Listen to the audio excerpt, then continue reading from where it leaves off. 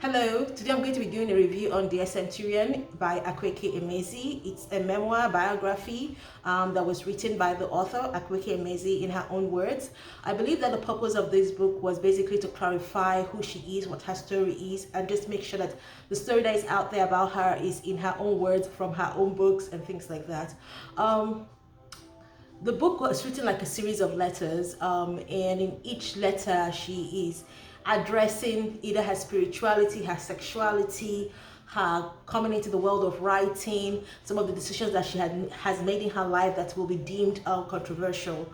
When I was reading the book, what struck me was, it just kind of solidified my thoughts on freshwater. Remember when I was doing a review on freshwater, I had mentioned several times that freshwater was reading to me like a true story, and I wouldn't be surprised if I find out that remnants of this book actually did happen. And basically, in Dear Centurion, Akwaeke was basically telling us, that a lot of the things that happened in that book actually is like, it was a true occurrence. It happened to her, and basically it's her own story. So there were many reasons, I think it was a very controversial book. There are lots of things that many people have issues with.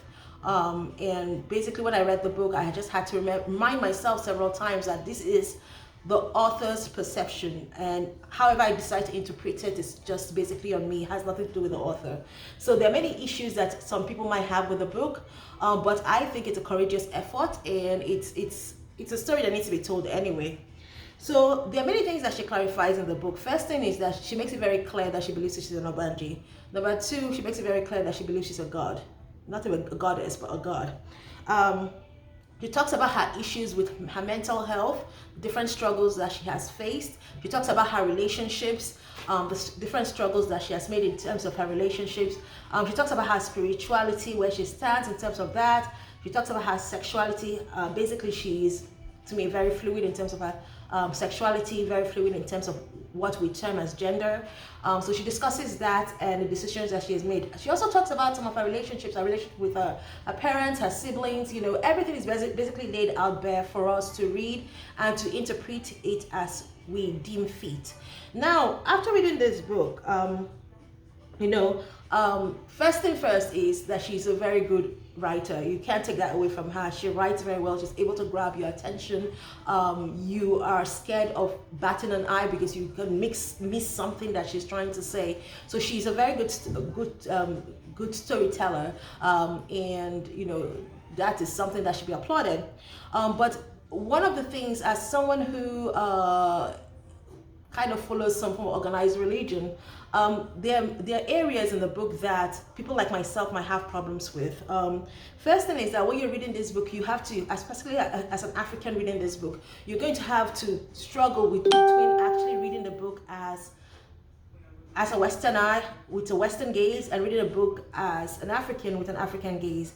As a Westerner with a Western gaze, actually I was not really surprised to find out that she was struggling with issues of mental health, because many of the things that she said to me read like someone who was dealing with a mental health issue. So I was not very surprised when I got to the point when she started talking about that. I was like, okay, yes, I can see where that is coming from. But then there's another part of myself, which is the African side, and I think that's the part that she actually talks about a lot in her fictional works. And in that African side, I was basically seeing like, okay, the reason that she's this way is because there's a kind of struggle going on within her, in terms of where she should go, in terms of her belief system. She has clearly said she's not really of the world. She follows African traditional religion, or her own kind of religion, which is kind of syncretism of different kinds of religions. And you can kind of see how that can play a role in the kind of wavering that goes on in terms of who she is, and how that interprets to issues of mental health. To me, wasn't particularly surprising. So beyond that, I actually recommend the book. It gives you a lot to talk about. It gives you a lot to think about. It's a very naked work, and you have to just admire someone that is willing to kind of lay it all out there for you to see where she's coming from, and actually to make a decision. Again, it's all your own perception, has nothing to do with the author. The author has told her own truth, and it's up to you to accept whether you you go with her truth or not. So till next time, take care and God bless. Ciao.